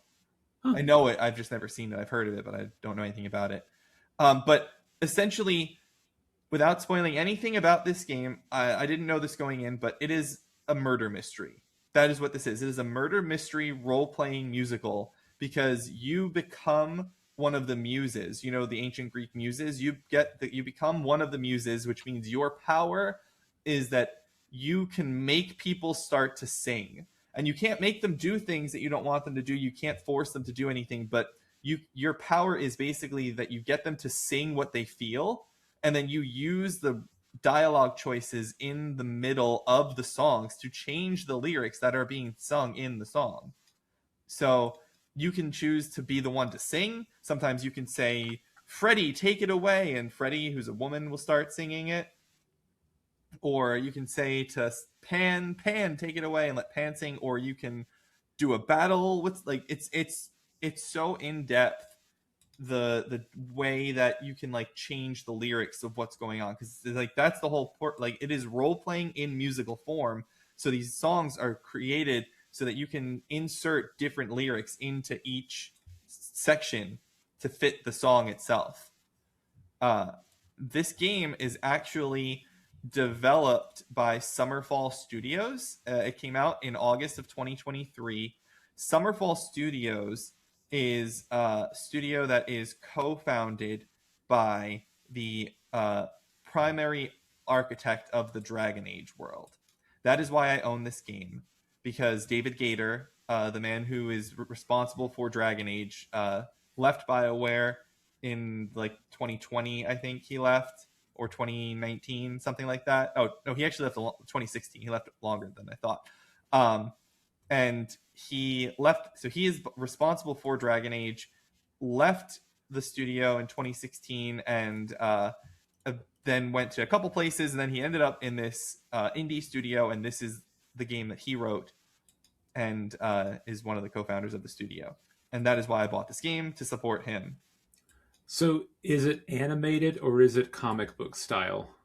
So my biggest criticism of this game is that it is animated pictures. So hand-drawn pictures, and then instead of like any sort of movement, it's a new picture, and then another picture. Style. Yeah, essentially comic book style games. Kind of comic book style, but not as many different frames as you would expect in a comic book style. Like it's very scarce, the frame changes, I would say. The only thing that seems to be extremely animated is they open doors. The doors open like doors somehow. I don't know why that's the one thing they've chosen to fully animate, is that the doors actually look like they're opening. So that sounded super interesting to me up until the part where I found out that it was a comic style interface. I typically don't like the still frame type games. I threw it on my wish list. If it ever goes on super sale, I might give it a shot, because it is 3 years old now. Yeah, it does go on sale. It's gone on sale before. Yeah, 2.5. This sounds fun. It is awesome. It is awesome so far. It's basically a point and click adventure, except you don't move. Like your character's never moving, because it's always just changing the scene of what's being shown on the screen. And it's cool. Like it's an adventure game, like I said, and the music is really great. And this is clearly a game that had a small budget, and then they cashed in every favor that David Gator had with anybody who was a voice actor in the industry, because it has Laura Bailey as the main character, Janita Gavankar is her best friend, and Ashley Johnson is Calliope, Eric Ishii is Hermes, Felicia Day is Athena, Troy Baker is Apollo. Mary Elizabeth McGinn is Persephone. I mean, Kimberly Brooks is Oracle. I mean, seriously, like every favor that David Gator had from his time at BioWare must have been cashed in to get them to voice this game. So maybe, but also creative people like to do creative things, and if you give them the right pitch that lets them do something interesting, even people who are big name people will do things you don't expect them to do because they think it's going to be interesting. Yeah, that could be. That definitely could have some level of it. But to just get their attention, obviously, like you needed someone who Well, knew. yeah, Yeah. you've got to have the name. I mean, look at Tom Cruise in Tropic Thunder. I don't even think he got paid for that. I think that was completely for fun. Would it have happened if the people behind it weren't the people behind it? Probably not. Yeah. Composer of the game is Austin Wintory, who is renowned for his composing of pretty much every high quality music game.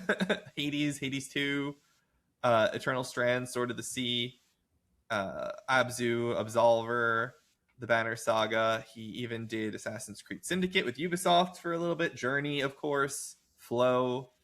So yeah, he is the composer of the game. So the music, the main composer of the game. There's also two other composers listed here as writers for it. But yeah, it's really cool, Byron. I think you would enjoy it as someone who does like musicals, like I do.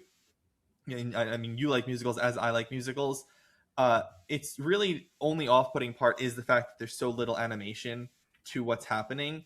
But I've kind of let it go because I'm really interested in this world that they've built because it's not exactly as what I described. I'm doing my best to describe it without spoiling the finer details of what's going on.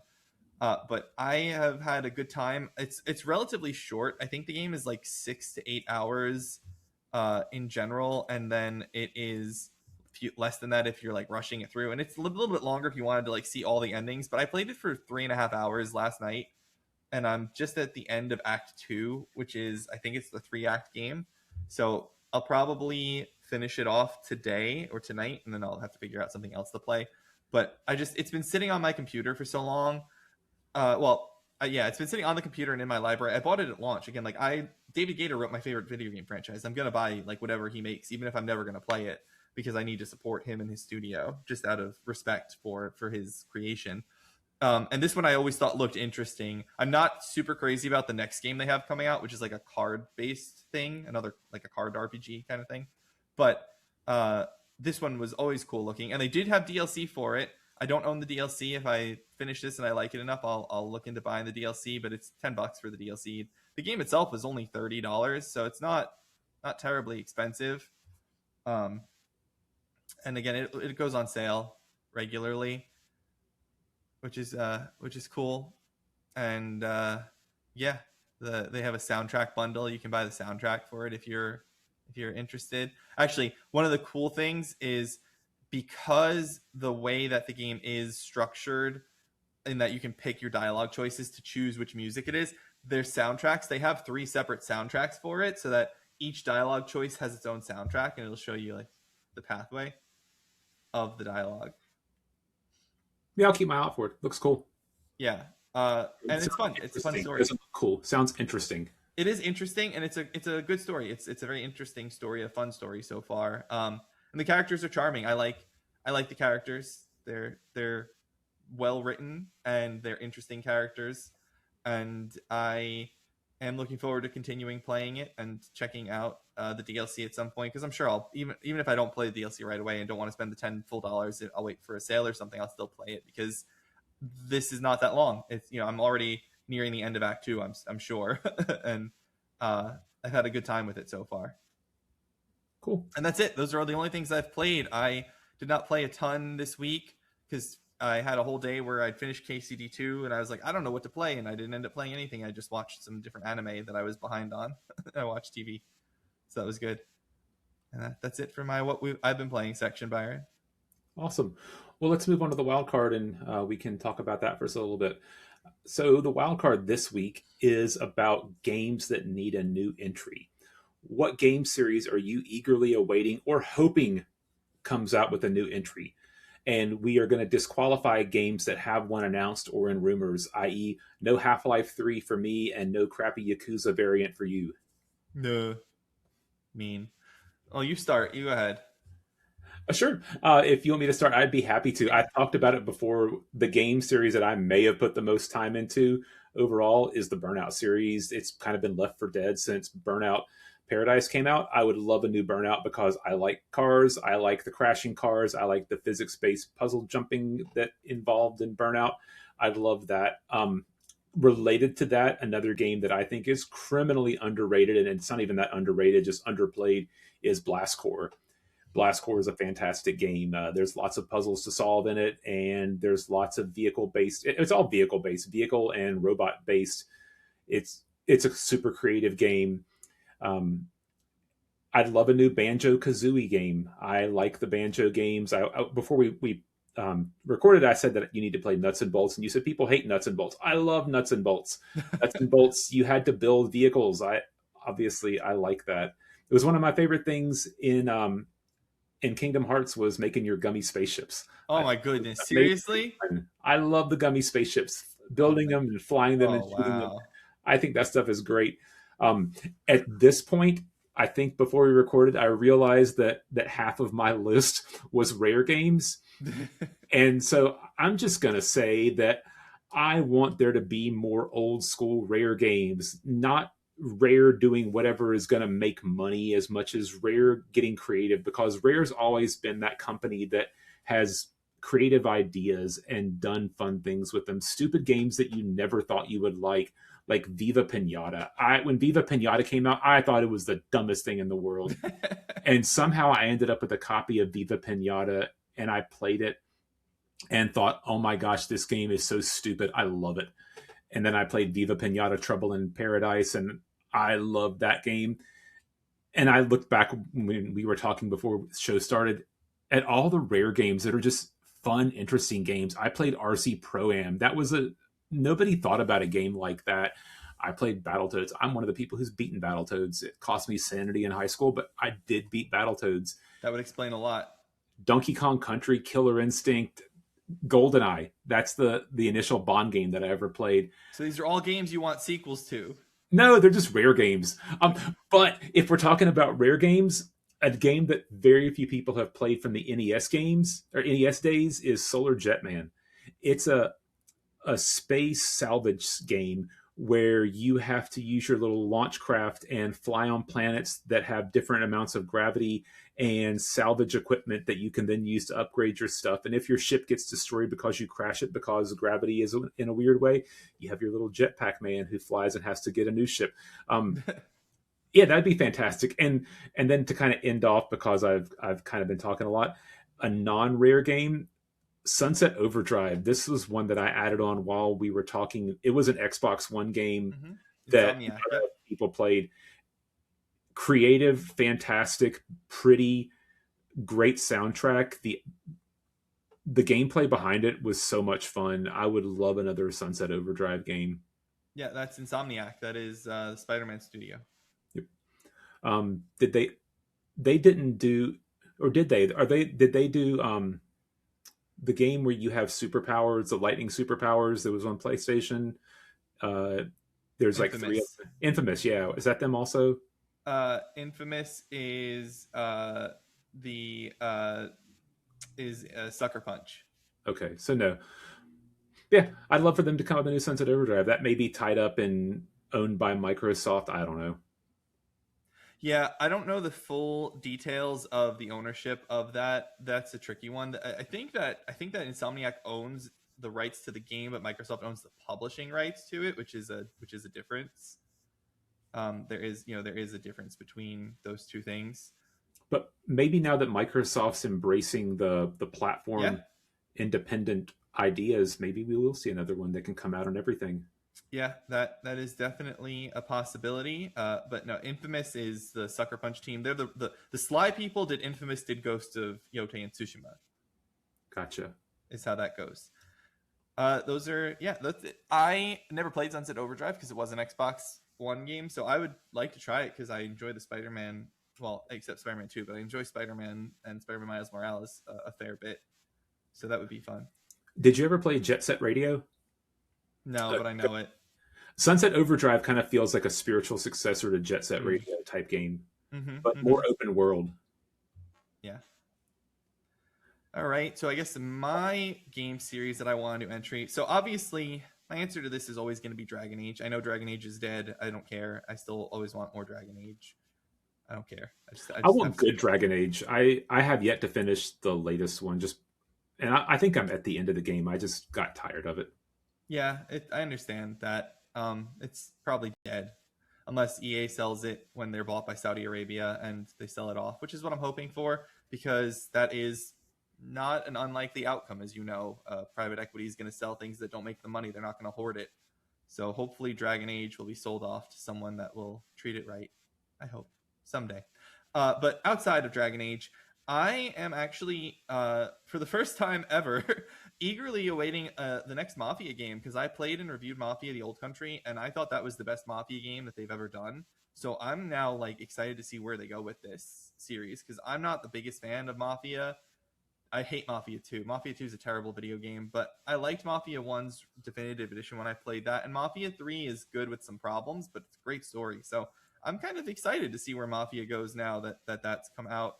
Uh, Similarly, Eternal Strands is not a series yet because it's just one game, but Eternal Strands is made by Mike Laidlaw, who is the creative director of Dragon Age for a long time, and I really, really liked that game. It came out last year as well, early last year. It's just in just about a year since it came out. Did you play Eternal Strands? I don't remember. I started Eternal Strands and didn't really get into it. That's right. That's right. You mentioned that. Yeah. So I liked that a lot. So I hope that that gets a sequel, or it's supposed to have some DLC and some patch content, like some crossovers, but we haven't heard anything about it in quite a while. So I don't know what's going on there. Obviously, I think we're both eagerly awaiting the next Horizon game. I don't count Horizon Steel Frontiers as an announced game because it's not a mainline entry. You know, for your qualifications here of not have one announced. They don't have Horizon 3 announced yet, so I'm excited for Horizon 3 to come out, as I'm sure you are. So anything that you would like to see that's not an active or quasi active series. Like I consider Mafia to be an active series. I consider Horizon to be an active series. Like it wouldn't surprise any of us if they announced the next one tomorrow just because they are currently maintained. Yeah, I mean, Dragon Age is my not active series, I Yeah, guess. yeah, like anything a little older that wasn't released like last year too. Yeah, I've got a couple. I'm just going through my trophy list and looking at games I've played. That's the easiest way for me. Um, Prep work. I had this out there a couple days ago.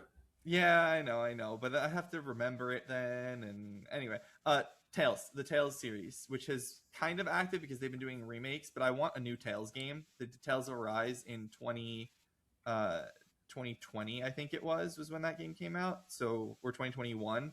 2020, 2021. So that's been a good 5 years since the last new Tales entry. Are you a Tales fan? Did you ever play any of the Tales games? Tales of Symphonia, Tales of Berseria, Tales of Arise, Tales of Graces? Is it on PC? I don't know that answer. I want to say I might have played one of them on Xbox, maybe, but I don't remember, so it's not fair to say that I did. Mm-hmm.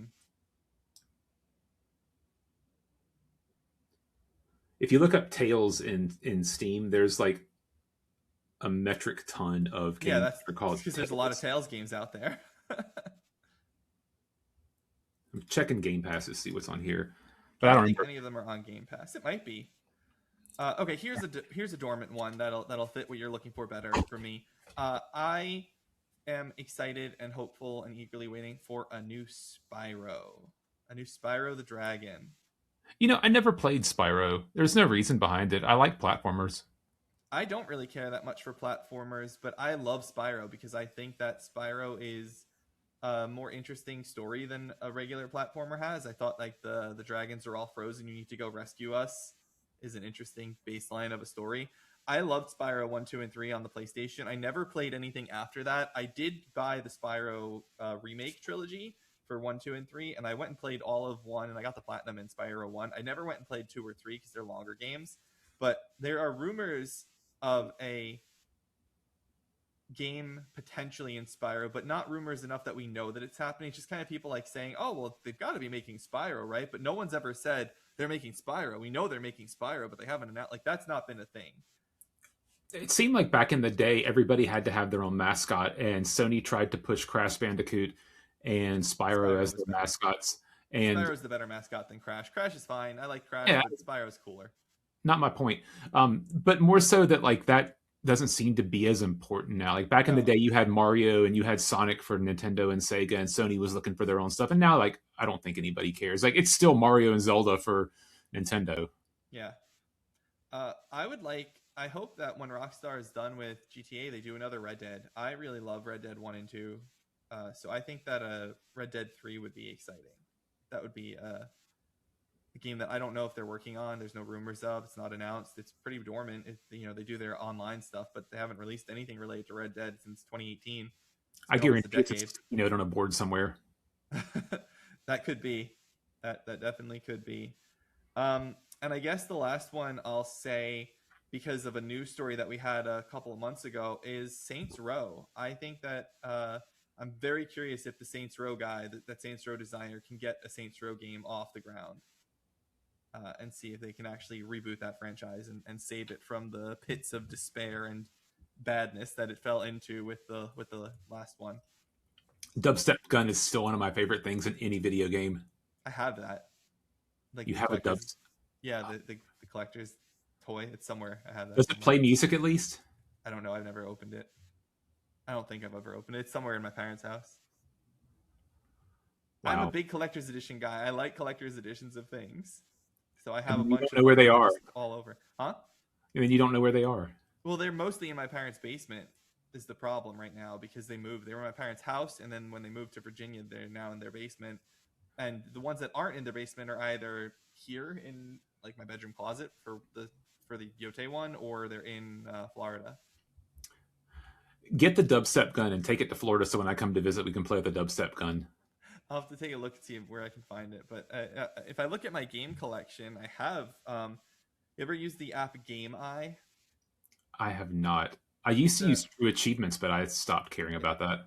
It's a thing that lets you scan your games and track their value and whatnot. And like, just track what games you have in your collection. And so I have right here the Saints Row 4 Game of the Generation edition. This is in my collection. I think that it comes with the dubstep gun. I think that's the dubstep gun. I think that thing right there in the middle is the dubstep gun. And let me guess, it's probably this big and not actual gun sized. No, it's pretty big. Well, now I really want to play with it. But yeah, so those are games. I think I had a few that at least fit what you were looking for in this category here. I think so. But yeah, Dragon Age, I love you, all my heart, Dragon Age. So our viewers, what kind of games are you really wanting to see get remade, get put out with another entry into their world? I'd love to hear about it in the comments. So please add on, and we can bring up the best ones, I guess, next week if we see something. Yeah, definitely. You want to chat about upcoming games real quick before we get out of here? Yeah, let's do it. Just a couple noteworthy upcoming games. I'm not particularly interested in them, but they are big enough that I think they deserve a shout out here. The much maligned High Guard, which was the One More Thing at the Game Awards showcase last year, is releasing on Monday. They announced a launch stream thing where they're going to actually talk about the game on the day it comes out for free to everyone. It's coming to PS5 and Xbox Series X and S and PC.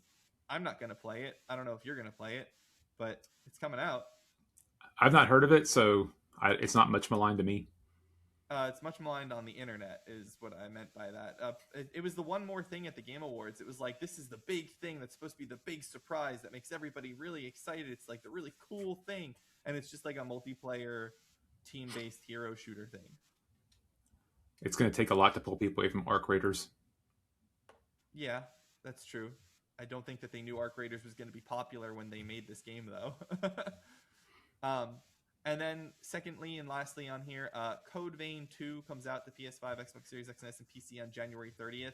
I never played Code Vein. It's a Souls-like game, but I like the art style. At least in the original, it was like a very anime Souls-like art style. I think that they've toned the anime style back a little bit in this version, in this sequel, but it's colorful. A lot of those Souls-like games, they're very like dark and brooding and dreary. And this game, from what I recall of the first one, was not like that at all. And I don't think this one is going to be like that either. So that's why I think it's noteworthy on here. Are you looking it up? I am. MG owns the game and recommends it, so that's kind of cool. First one It's or the second one? Haha. the first one, the first Ah, one, but yeah. it's a Bandai Yes. Namco game. Hmm. It's still anime, but it's less anime. So, Girl of the Piano. Huh. I mean, I like Souls games, so maybe. Well, if MG recommends the first one, you can check the first one out. It's probably on sale all the time. Yeah, I will at least consider it. Maybe even put it in my wish list. It's so Code Vein is still $60. They usually keep them at full price, other than when they're on sale, I think. I kind of wish that when things were not, a couple years out, start dropping the price down because this is from 2019. Yeah, it's an old one. It's old for sure. All right, you ready to get out of here? Yeah. Let's do it. That was good. I think that those games are interesting, and we'll see how Code Vein 2 does. I'm curious because I think Code Vein 1 had some pretty good reviews on the whole. Did you see what it said on Steam for Code Vein 1 about Yeah, its Code reviews? Vein 1 was very positive. Yeah. Recent reviews mixed. English reviews very positive. That's interesting. With 18,000 Yeah. reviews. Code Vein on Metacritic is a 7, and on OpenCritic, it is a 74. So, yeah, Similar to games you've played, Elden Ring and Dark Souls 3. there you go. I did see, not really related to anything before we close out, that apparently a couple days ago, the release date for Greedfall 2 was announced. The end of early access and the full release of Greedfall 2. Did you ever play Greedfall? Never heard of it. Oh, Greedfall is awesome. Are you looking it up now too? Yeah, it's similar to Baldur's Gate and Elden Ring. Yeah, so Greedfall 1 is set in like it's a fantasy world in a colonial era, and you play as like the attaché of one of the nations over there, like the free trade collective nation, because there's like a science nation and a religion nation and then like a free trade merchant nation. How about And a you Rhythm play, Nation? huh? How about a Rhythm Nation? That went right over your head. Yeah, no. And so you play as this attaché, like the cousin of the governor of that region or whatever, and you go to this world because you're looking for a cure for a disease that's killing the population of your home of the European continent basically, and you're in the New World. And yeah, that's the plot line of that. And Greedfall 2 is actually a prequel to that game set on the main continent of the universe. And they did the reverse BioWare. You know how BioWare was like a CRPG turn-based maker, and they switched it over into like action games over time. Sure. They started with like Dragon Age Inquisition combat, and now they made it a CRPG. They went backwards and turned this into a CRPG. Huh. But I really loved Greedfall 1 and the world and everything. And even though this is a prequel, so it's a little bit to me because I don't always care about prequels that much. I am very excited for this game. It had a pretty rough early access period. From what I understand, it was really bad when it came out in September 2 years ago. So I'm hoping that they're actually going to like have fixed it at the release in March. So not related to anything we're talking about, but just came to my mind because I was reading about it before the show. And I love this game, and I wanted to share about it. Cool. Well, how about you give them your socials and let's get out of here? Yeah, let's do it. You can find me at Joseph_Law_Russa on Twitter/X. You can find my writing at Seasoned Gaming as Don Lionheart. Check out my Where Winds Meet impressions article from last week. I am hoping to write a few reviews in March. I'm going to do the Life is Strange review, and I might actually do the Greedfall review, depending on how much time I have, because I really enjoyed that game. So we'll see about that. But for now, that's it for my content. Thank you, everyone. I appreciate you all for watching and listening to the show. Byron, where can people find you? I am Radio Free Europe on Blue Sky, and that is it. So yeah, don't forget to like three for E's in the middle. Yep. But don't forget to like and subscribe on Spotify, Apple Podcasts, YouTube. Leave a comment, anything that helps the algorithm find us. And remember, I have, and don't forget to tell Joe to watch Raiders of the Lost Ark because everybody needs to watch that movie. All right. Well, and whether it's thank you, Joe, and whether it's your gen, my gen, or someone else's, friends can be cross generation.